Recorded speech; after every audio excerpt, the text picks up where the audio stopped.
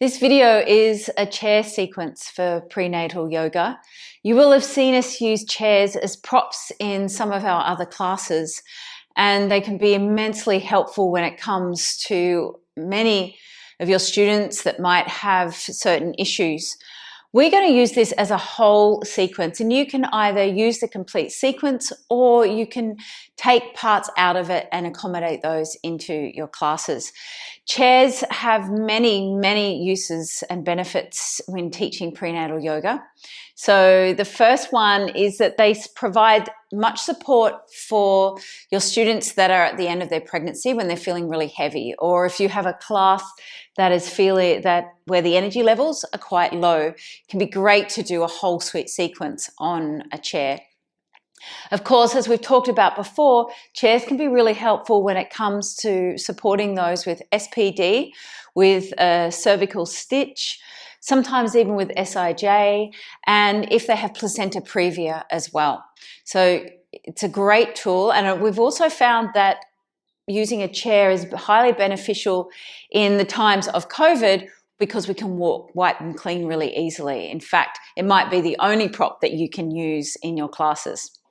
So all you need for this sequence is your yoga mat and a chair. You can use any chair that you like as long as it's sturdy and it won't rock. I have a yoga chair here without a back, but you can use any chair you like. Now I'm going to just show you the way that we sit on a chair in our chair sequence. We're never sitting back so that we tend to do this. In fact, it's interesting when I bring a chair into my yoga classes, I often find that all the students just want to sit on it and relax. But we're not going to do that. We're going to move forward onto the front of the chair, and we're drawing the abdominal muscles just slightly in, so we're hugging baby in toward the spine, lengthening the tailbone down, rolling the shoulders down. So we're keeping this engagement through the torso and through the spine, through the abdominal muscles. The next series of poses are wide-legged poses. So again, there are contraindications for SPD. So for this one, we're going to take Warrior 2. And what we want to do here is slide our hips off the chair. So in fact, only our right buttock is on the chair. Right thigh is supported by the chair, and the left leg is back and off the chair. So my whole left buttock here is off the chair. If you have someone with SPD or with placenta previa as well, you'll be teaching them the pose like this so that you're keeping no wider than hip width distance between the thighs, and they can still get a lot out of this pose with their legs not so far apart. I'd also recommend that for anyone with a cervical suture as well. Hi there, and welcome to the Physiology of Pregnancy Trimester 1. I'm Valerie Hamilton, and I'm your lecturer. So during the 280 days, and most of us would say 40 weeks of an average pregnancy, the woman's physiology changes remarkably, and it does this in order to support the development of the embryo and fetus. So it's called an embryo up until 12, 14 weeks, and then after that, we call it a fetus. And it also prepares the mother for labor and also lactation. These physiological changes of pregnancy are actually controlled by an alteration in hormone secretion.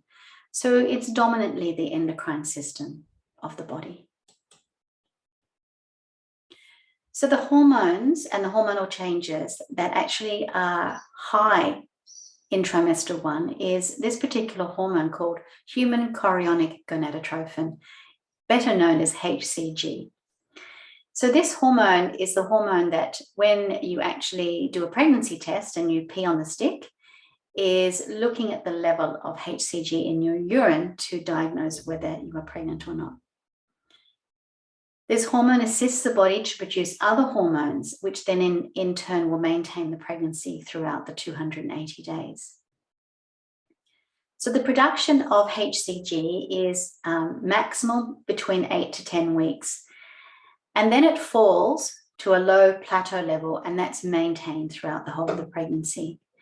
And as the levels of HCG actually fall, another hormone comes into place, which is called human placental lactogen, or HPL. And the reason it's called human placental lactogen is actually produced by the placenta itself. Welcome back. My name is Kanako. I'm one of the Bliss Baby senior course facilitators. With this lecture on prenatal yoga therapy, we'll look at some of the common lower back and pelvic conditions that your pregnant students may experience during their course of pregnancy and how we can support them in the class. So before we start looking at individual conditions, I'd like to remind ourselves of the most important overriding principle of yoga therapy. Actually, I would say it is the most important principle of any yoga practice, ahimsa, non-harming. As a teacher, we would like to make sure that we guide our students in a way that accommodates, supports, and honors their changing bodies. We would like our students ideally to feel better after a practice, right? Perhaps lighter, less uncomfortable, and more connected and relaxed within their body and in their mind. But at very least, we don't want them feeling worse after class, especially if they're having some physical conditions and issues that they are going through. So we do not want the yoga practice aggravating those issues.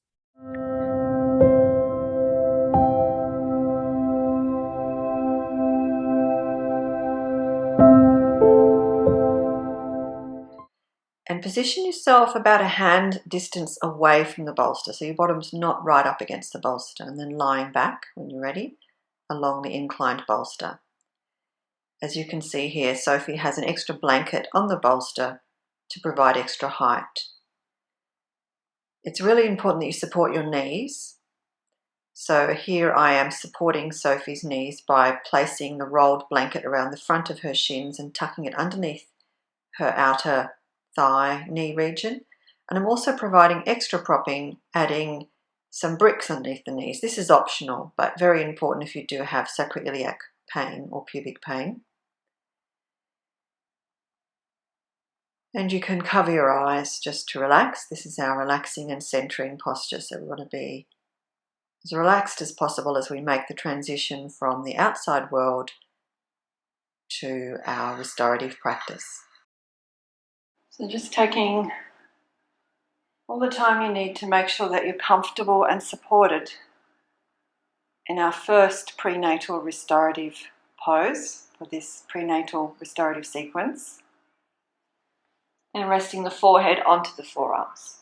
Now, if this wasn't comfortable for you, if you find that you're rounding the shoulders, you can't extend the spine, or it's too strong through the legs and the hamstrings, you may want to support yourself with a little more propping. You might want to add an extra folded blanket or a brick or even a bolster just to create a bit more height, to make sure that you can be here in an easeful way and the spine can be extended and the legs can be as straight as possible.